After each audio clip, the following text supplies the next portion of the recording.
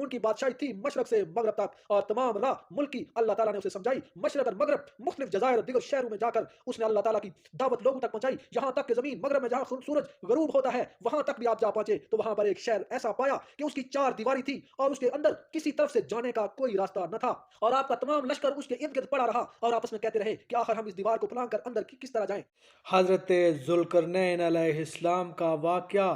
حضرت ذوالقرنین اور یاجوج ماجوج کا واقعہ۔ اللہ تعالیٰ نے حضرت ذوالقرنین علیہ السلام کو بہت طاقت اور قوت دے رکھی تھی، جیسا کہ اللہ تعالیٰ قرآن پاک میں ارشاد فرماتا ہے، بے شک ہم نے ذوالقرنین کو بہت زیادہ قوت اور طاقت دے رکھی تھی۔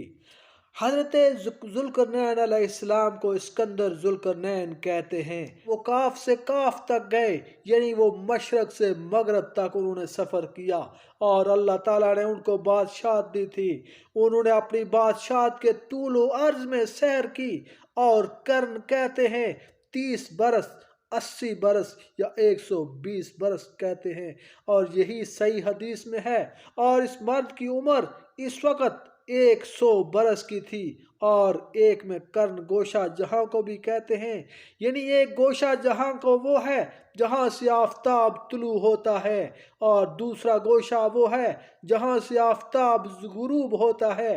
پس اسکندر ذوالقرنین دونوں گوشوں تک پہنچ گئے تھے، اور ذوالقرنین اس لیے کہتے ہیں کہ ان کے 2 شاخ تھے، اور اسکندر اس لیے کہتے ہیں کہ ان کی پیدائش اسکندر میں ہوئی۔ اور حضرت ابن عباس رضی اللہ تعالیٰ عنہ سے روایت ہے، ابو جہل اور مکے کے کفار رسول اللہ صلی اللہ علیہ وآلہ وسلم کی رسالت پر ایمان نہ لائے، اور بطور شرارت بدذاتی کر کے آپ کی پیغمبری آزمانے کے لیے ایک شخص کو ملک یثرب میں علماء یہود کے پاس بھیجا کہ ہمارے درمیان ایک شخص ہے، وہ نبوت کا دعویٰ کرتا ہے، ہم یہ نہیں سمجھتے کہ یہ شخص سچ کہتا ہے یا جھوٹ، تم کو تو علم تورات خوب معلوم ہے، لہذا ہمارے لیے چند مسئلے قدیم زمانہ گزشتہ کے جس کا وہ جواب دے سکے اپنی کتابوں سے چن چن کر ہمارے پاس بھیج دو۔ یہاں آ کر ہم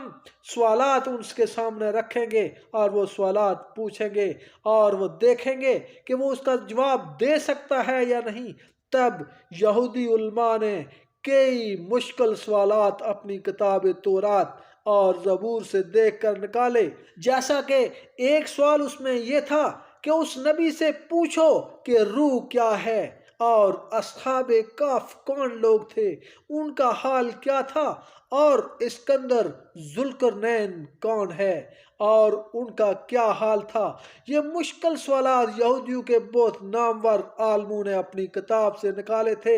اور یہ سب سوال ابو جہل کے پاس لکھ کر بھیجے۔ تب اس ملعون نے حضور صلی اللہ علیہ وآلہ وسلم کے پاس جا کر یہ سوالات رکھے، جیسا کہ اللہ تعالیٰ ارشاد فرماتا ہے، ترجمہ یعنی اگر آئے تم کتاب کے ساتھ مثل اس کتاب کے کہ دی گئی موسیٰ علیہ السلام کو، یعنی تورات، تو البتہ ہم تم پر ایمان لائیں گے جیسا کہ تورات پر لائے۔ حضور صلی اللہ علیہ وآلہ وسلم نے فرمایا،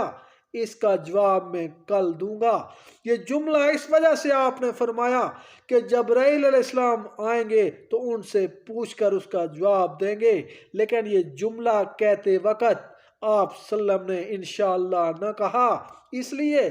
11 دن تک حضور اکرم صلی اللہ علیہ وآلہ وسلم کے پاس جبرائیل علیہ السلام نہیں آئے، اور آپ سوالوں کا جواب بھی 11 دن تک نہ دے سکے۔ یہ دیکھ کر کافروں نے حضور صلی اللہ علیہ وسلم سے کہا کہ اے محمد، تیرے اللہ نے تجھ کو چھوڑ دیا ہے۔ یہ بات کافروں کی سن کر آپ صلی اللہ علیہ وسلم بہت غمگین ہوئے، اور پھر جناب باری تعالیٰ میں عرض کی کہ کافر لوگ ہم کو تانا دیتے ہیں اور سوال کر رہے ہیں، میں ان کا کیا جواب دوں؟ یہ آپ کی معروضات سن کر اللہ تعالیٰ نے حضرت جبرائیل علیہ السلام کو جمعے کے دن ظہر کے وقت نازل فرمایا، اور حضرت جبرائیل علیہ السلام نے حضور اکرم صلی اللہ علیہ وآلہ وسلم کی طرف درود و سلام بھیجا، اور فرمان اللہ تعالیٰ کا اپنے ساتھ لائے۔ ترجمہ اور نہ کہو تم کسی کام کو کہ میں یہ کروں گا کل، مگر یہ چاہے اللہ تعالیٰ، یعنی انشاءاللہ آپ جب بھی کوئی کام کہو تو انشاءاللہ ضرور کہو، اگر بھول جاؤ تو جب بھی یاد آ جائے تو اسی وقت انشاءاللہ کہو۔ اور کافروں نے جو کہا تھا کہ اللہ تعالیٰ نے تم کو چھوڑ دیا، تو وہ دشمنی سے کہتے ہیں، وہ تو خود منفعل میں ہیں۔ اللہ تعالیٰ فرماتا ہے وَالضُّحَىٰ وَاللَّيْلِ إِذَا سَجَىٰ مَا وَدَّعَكَ رَبُّكَ وَمَا قَلَىٰ۔ ترجمہ: قسم ہے دھوپ چڑھتے وقت کی اور رات کی جب چھا جائے، نہ رخصت کیا تیرے رب نے تجھ کو، نہ بیزار ہوا تجھ سے، یعنی حضور صلی اللہ علیہ وآلہ وسلم کو کئی دن تک وحی نہ آئی اور دل میں بڑا تفکر پیدا ہوا، اور دل کے پریشان ہونے کی وجہ سے آپ سلم تہجد کو نہ اٹھے۔ یہ دیکھ کر کافروں نے شور کیا کہ محمد کو ان کے رب نے چھوڑ دیا، وہ چند سوالوں کے جوابات نہ بتا سکے۔ پس یہ صورت نازل ہوئی، پہلے قسم کھائی دھوپ کی اور رات اندھیری کی، یعنی ظاہر میں بھی اللہ تعالیٰ کی دو قدرتیں ہیں اور باطن میں بھی چاندنی ہے اور کبھی اندھیرا، اور وہ دونوں چیزیں اللہ تعالیٰ کی ہیں، اور بندہ سے اللہ تعالیٰ کسی وقت بھی دور نہیں ہے۔ اور یہ فوائد کتب تفاسیر میں لکھے ہیں۔ اگر اے نبی سوال تجھ سے جیسا کہ اللہ تعالیٰ ارشاد فرماتا ہے، ترجمہ: اور اے نبی اگر تجھ سے پوچھیں روح کے بارے میں تو تم کہہ دو کہ وہ تو میرے رب کے حکم سے ہے اور میں نے تھوڑی سی خبر دی ہے۔ یعنی حضور اکرم صلی اللہ علیہ وآلہ وسلم کے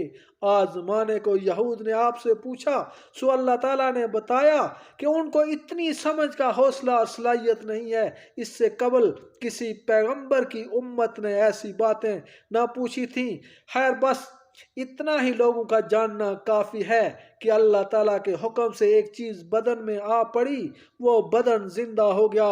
اور جب وہ چیز اللہ تعالیٰ کے حکم سے اس بدن سے نکل گئی تو پھر وہی بدن مردہ ہو گیا۔ اور اے نبی اگر یہ کافر لوگ تجھ سے سوال کریں اسکندر ذوالقرنین کا، تو اللہ تعالیٰ ارشاد فرماتا ہے اور سوال کرتے ہیں تجھ سے ذوالقرنین کے بارے میں، تو آپ کہہ دیں کہ ان قریب پڑھوں گا میں اوپر تمہارے اس میں سے کچھ مذکور، بے شک اللہ تعالیٰ نے اسے بڑی قوت عطا کی تھی زمین میں، اس میں دنیا کے ہر راستے پر چلنے کی صلاحیت دی تھی، یعنی سر انجام سفر کا کرنے لگا، یہاں تک کہ جب وہ پہنچا سورج ڈوبنے کی جگہ پر تو اس نے سورج کو ڈوبتا ہوا دیکھا، اور ایک دلدل کی ندی میں اس نے اس جگہ پر ایک قوم کو بھی پایا۔ یعنی جب بادشاہ ایک ایسی جگہ پر پہنچا جہاں سمندر ڈوب رہا تھا، ایک ندی کے اندر ڈوب رہا تھا، اور اس نے دیکھا کہ وہاں پر ایک قوم ہے جو اللہ کو چھوڑ کر بت پرستی کرتی ہے، تو اللہ تعالیٰ نے ذوالقرنین بادشاہ کو یہ اختیار دیا کہ تم چاہو تو اس قوم کو سزا دو یا چاہو تو اس قوم کو معاف کر دو۔ ذوالقرنین بادشاہ بولا جو شخص ظالم ہے پس البتہ عذاب کریں گے ان کو، اور پھر پھیرا جائے گا اپنے پروردگار کی طرف، پس عذاب کرے گا اس کو بڑا عذاب۔ جو لوگ ایمان لائے اور اچھے اعمال کیے ان کے بعد ان کے واسطے جزا ہے، نیکی ہے، البتہ ہم کہیں گے اس کو اپنے کام سے آسان۔ پس جو حکم عادل ہوا اس کی یہی راہ ہے کہ بروں کو سزا دے ان کی برائی کی، اور بھلے لوگوں سے